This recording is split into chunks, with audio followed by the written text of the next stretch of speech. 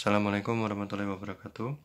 Pada video kali ini saya akan membahas mengenai pengisian kapasitor. Sebelum saya mulai analisisnya, saya gambar dulu rangkaiannya. Jadi ini ada rangkaian pengisian kapasitor. Ini adalah sumber tegangan. Saya sebut ini epsilon ya.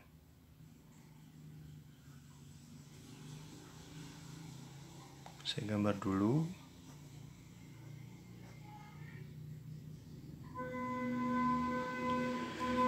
Oke, di sini ini namanya kapasitor, itu yang terdiri dari dua lempeng plat sejajar. Kemudian ini saklar. Ini adalah resistor.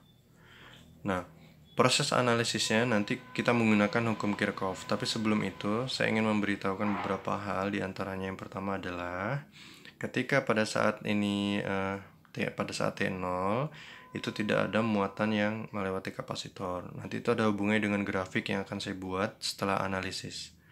Jadi pada saat T0 tidak ada muatan yang melewati kapasitor. Nah, kemudian ketika saklar saya tutup, maka arus akan mengalir tentunya. Nah, nanti sehingganya kapasitor ini akan berada pada posisi mengisi.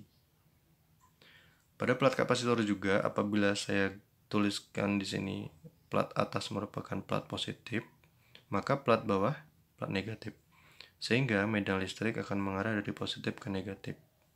Dalam hal ini akan mengarah ke bawah. Oke.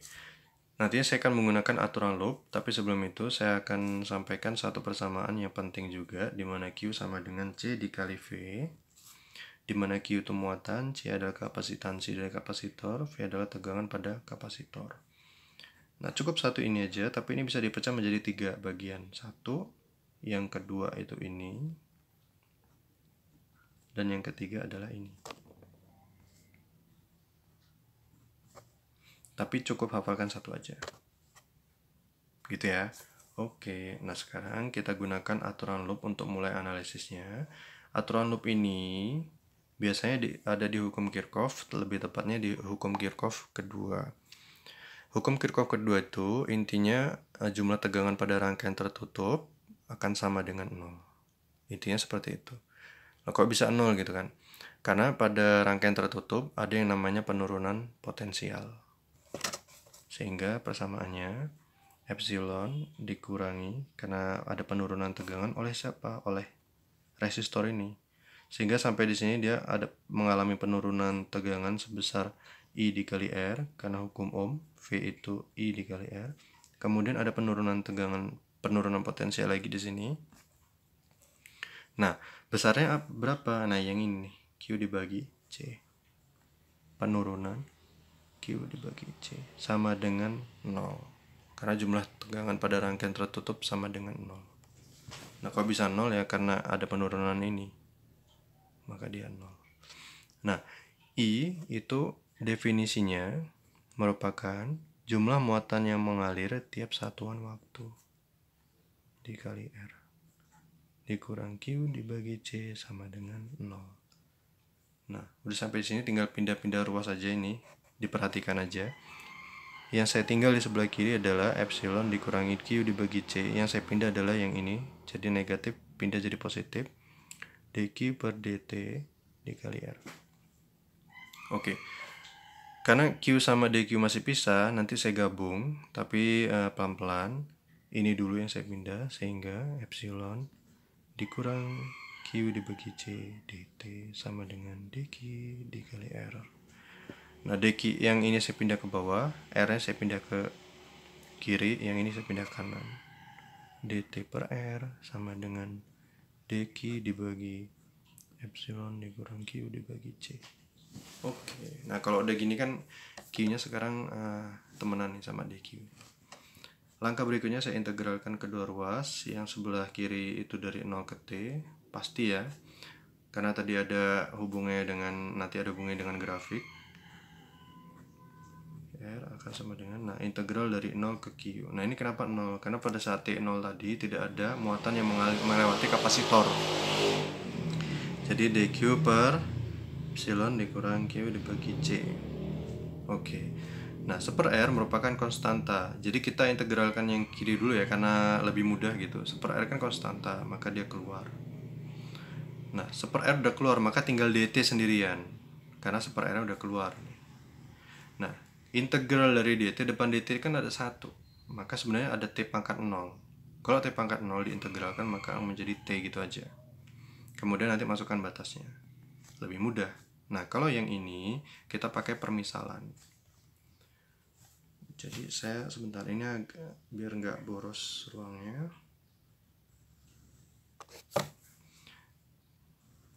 Nah, jadi saya misalkan U itu sama dengan yang bawah ini. Nah, du per dq, kenapa saya buat seperti ini? Karena biar dq-nya ini berubah nanti, nggak dalam ini bentuk seperti ini agak sulit kita mengintegralkannya. Sehingga nanti saya ubah agar lebih mudah. Nah, turunan ini terhadap q. Di epsilon ini ada q-nya enggak, maka ini 0. Di sini ada q-nya ada, tapi di depan q ini adalah 1 per c. 1 per c, sehingga negatif 1 per c. Q-nya hilang, karena q pangkat 1 didiferensialkan, q pangkat 1 dikurang 1, q pangkat 0. Q pangkat 0 itu 1. 1 dikali 1 per c, 1 per c. Gitu ya, tandanya jangan lupa, negatif. Maka du per dq, 0 dikurang ini ya negatif 1 per c. Saya kali silang, negatif c-nya dikalikan du, maka negatif c du, kemudian dq-nya kali 1 dq. Oke, kalau udah gini kita bisa substitusi ke sini. Oke, dq-nya apa? Dq-nya ini. Negatif c du. Yang bawah u. Nah, lebih mudah ini pengintegralannya.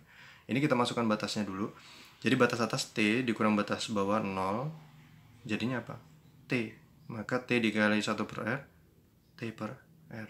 Gitu. Cukup seperti ini aja. Kemudian negatif c-nya keluar karena konstanta.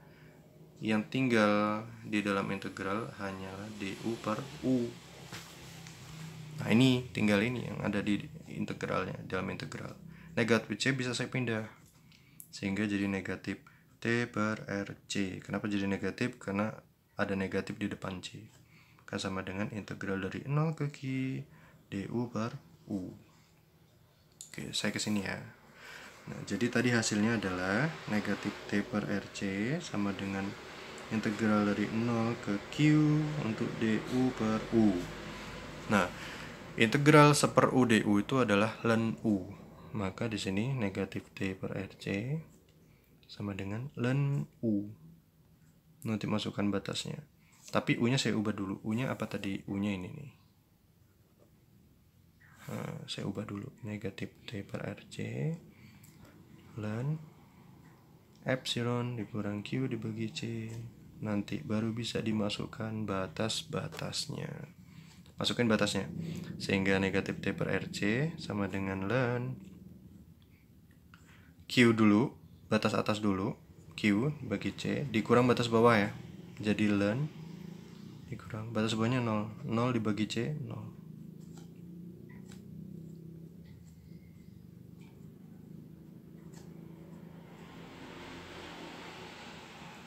Nah, udah. Kalau udah seperti ini apa? Aturan logaritma.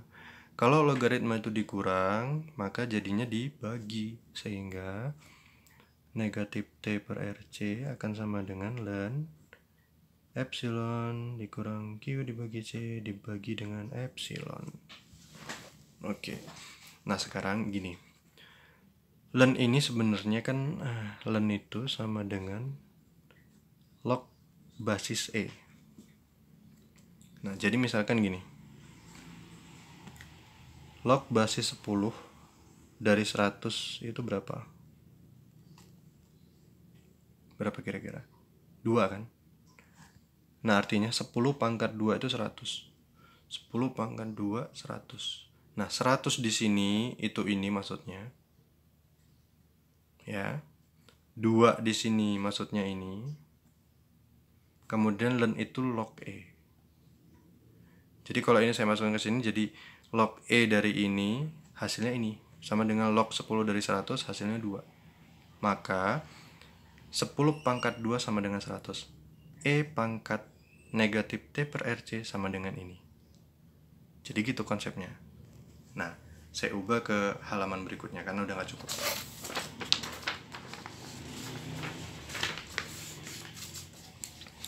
Jadi negatif T per RC sama dengan ln, ini saya tulis ulang dulu ya, epsilon Q per C dibagi epsilon, sama halnya dengan tadi, maka di sini jadi E pangkat negatif T per RC akan sama dengan ini. Nah, kali silang lagi, jadi epsilon dikali E T per RC sama dengan epsilon dikurang Q per C. Saya pindah, ini pokoknya bolak-balik gitu aja. Q per C sama dengan, nah C nya juga saya kalikan ke sini, nggak cuman kalikan ke sini tapi kalikan juga ke sini, maka Q sama dengan C epsilon dikurang epsilon kali C kali E negatif T per RC. Nah, C kali epsilon itu merupakan Q0. Karena tegangan yang saya pakai di sini adalah tegangan sumber, maka Q mula-mula Q0 kali E negatif T per RC. Nah, kalau sudah seperti ini, saya bisa gambarkan grafik hubungan Q terhadap T. Akan seperti ini jadinya.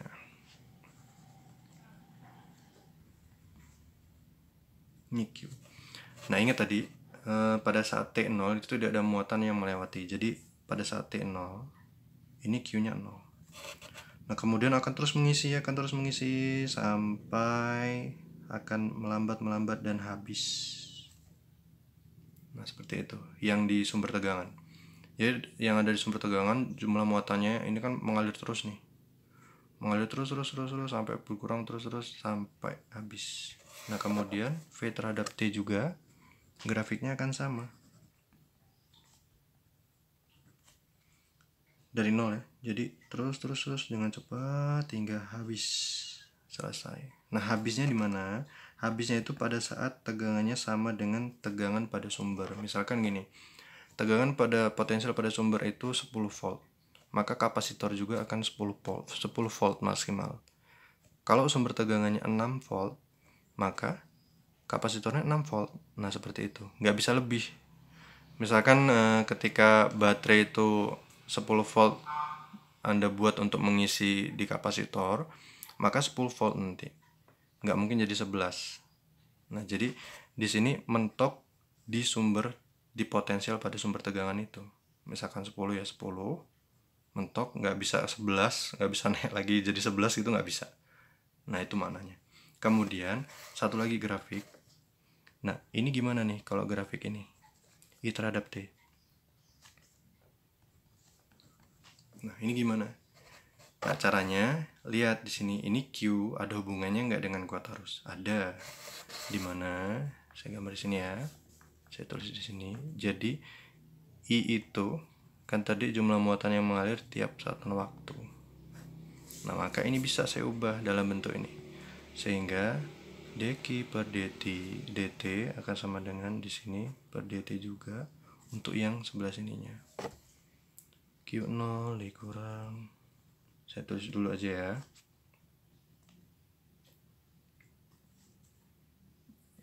Iya. Oke, nah di sini dq per dt apa? I. Nah, nanti jadi kita nanti bisa menggambarkan di sini grafiknya seperti apa. I sama dengan, nah kalau kalian lihat di sini depan Q itu ada fungsi T-nya nggak? Kan ini terhadap dt, nggak ada kan? Maka ini 0. Min, jangan lupa min. Nah, di sini ada T-nya nggak? Ada nih T. Tapi di depan T itu ada angka 1. Jadi depan T itu ada 1 per RC. Depan T ada 1 per RC. Dan ada tanda negatif. Jadi negatif 1 per RC. Ini jangan lupa. Kemudian ada Q0, ditulis juga Q0 nya. Dan turunan dari epsilon nih, epsilon itu. Nah, kalau udah jadi seperti ini kita lebih mudah nih. Jadi I sama dengan negatif jadi positif, Q0 dibagi RC E pangkat negatif T per RC. Nah, Kalau udah begini,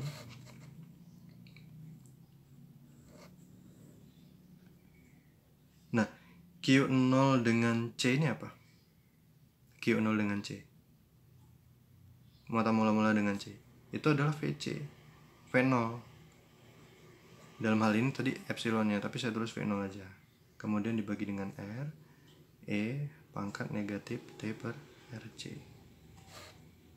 Nah, V per R itu apa? Nah, inilah keuntungannya. V per R itu apa? Hukum Ohm kan? Dari hukum Ohm itu I 0. Karena ini 0 jadi 0. Udah deh. T per RC. Dibuat mudah. Nah, seperti ini. Jadi I sama dengan I 0 E pangkat negatif T per RC. Sehingga grafiknya nggak sama dengan yang ini, nggak sama dengan yang ini. Tetapi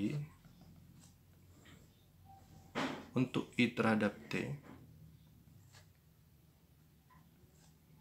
karena eksponensialnya negatif, jadi ke bawah. Nah, ke bawah. Nah, seperti itu. Inilah fungsi dari I0 E pangkat negatif T per RC. Kalau di buku-buku biasanya RC itu sama dengan tau gitu ya. Nah, nanti kalian cari tau itu apa. Kalau gitu pertemuan kita sampai di sini aja. Nanti ini kalian cari, kemudian hubungan ini kenapa itu kalian cari, jadikan tugas. Sampai di sini pertemuan kita. Wabil taufiq wal hidayah. Wallahu alam. Wassalamualaikum warahmatullahi wabarakatuh.